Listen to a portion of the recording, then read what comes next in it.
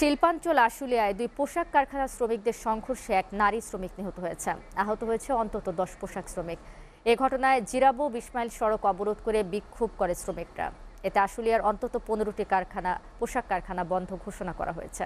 সাভার থেকে সাদ্দাম হোসেনের প্রতিবেদন। কারখানা বন্ধের প্রতিবাদে সকাল 9টার দিকে জিরাবো 20 মাইল সড়কের ম্যাসকট গার্মেন্টস লিমিটেড এর সামনে অবস্থান নেয় শ্রমিকরা। এ সময় পাশের রেডিয়ান্স গার্মেন্টসের শ্রমিকরা কারখানা থেকে ইটপাটকেল নিক্ষেপ করে। এতে উত্তেজনা ছড়িয়ে পড়ে দুই পোশাক কারখানার শ্রমিকদের মাঝে। এক পর্যায়ে তা রূপ নেয় সংঘর্ষে। এ সময় নিহত হয় ম্যাসকট গার্মেন্টসের এক নারী শ্রমিক। আহত হয় অন্তত 20 শ্রমিক। তবে ম্যাসকট গার্মেন্টসের শ্রমিকদের দাবি, কারখানার সামনে শান্তিপূর্ণ অবস্থানকালে রেডিয়ান্ট গার্মেন্টসের শ্রমিকরা অতর্কিত কারখানা থেকে ইট পাটকেল নিক্ষেপ করে। তাদের ছোড়া ইটে মাথায় আঘাত পেয়ে মারা যান নারী শ্রমিক রোকেয়া বেগম।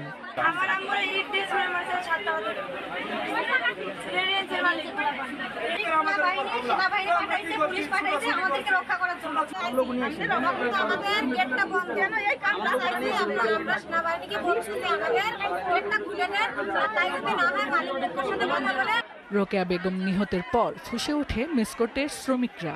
প্রতিবাদে পাল্টা আক্রমণ করে রেডিয়ান্ট গার্মেন্টস। সংঘর্ষ বাধে দুই পোশাক কারখানার শ্রমিকদের মাঝে। শ্রমিকদের অভিযোগ, সংঘর্ষের সময় আইন শৃঙ্খলা বাহিনী নিরাপদ স্থানে অবস্থান নিয়েছিল। মালিক পক্ষ কোনোদিন আমাদের কাছে আসি বলেন এই বন্ধ যে কারখানা বন্ধ থাকবে, আপনার অমুক দিনে আসিয়েন। আমাদের সাথে তাদের কোনো যোগাযোগ নেই। সব গার্মেন্টসে বেতন দেওয়া শেষ, কিন্তু আঙ্গ মালিকে বেতন দিছিল না। তার জন্য আমরা 8 তারিখে বেতনের লেগে বলছিলাম। পরে মালিকে বলছে যে আমাদের 5টার মধ্যে বেতনটা দেবে। পরে সবাই তো মনে করে ছোটাছুটি করা শুরু করছে। পরে ওই মুহূর্তে আমি মনে করে পড়ে গেছিলাম, তখন ওই ডেলটা এসে আমার মাথায় লাগছে। এদিকে নিহত রোকেয়ার লাশ নিয়ে কারখানার সামনে অবস্থান নিয়ে জিরাবো 20 মাইল সড়ক অবরোধ করেছে শ্রমিকরা। সেনাবাহিনী, র্যাব, পুলিশ শ্রমিকদের বুঝিয়ে শান্ত করার চেষ্টা করছেন। এই ঘটনায় এলাকাটির অন্তত 15টি কারখানা বন্ধ ঘোষণা করা হয়েছে। আমরা যখন এখানে জড়ো হয়, আশপাশ থেকে ঢিলাঢিলির কারণে একজন শ্রমিক, রোকেয়া নামে একজন আমাদের শ্রমিক বোন মারা যায়, 2 জন আহত হয়। পরবর্তীতে আমরা এখনো মালিককে আনার জন্য বিজিএমই এবং মালিক পক্ষের সাথে কথা বলছি। সহকর্মী নিহতের ঘটনায় সুষ্ঠু বিচার দাবি ও কারখানাটি খুলে দেওয়ার দাবি জানান শ্রমিকরা।